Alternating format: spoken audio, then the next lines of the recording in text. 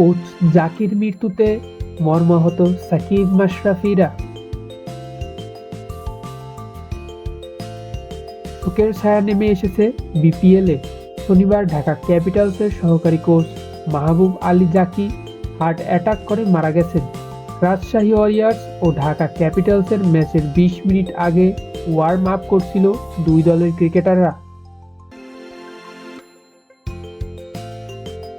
এই সময় হুট করে মাঠে লুটিয়ে পড়েন ঢাকা ক্যাপিটালসের সহকারী কোচ জাকি। মাঠে জাকিকে সিপিআর দেওয়া হয়, অ্যাম্বুলেন্সে করে তাকে হাসপাতালেও নেওয়া হয়। দায়িত্বরত চিকিৎসকরা তার কিছু জরুরি পরীক্ষার পর মৃত ঘোষণা করেন।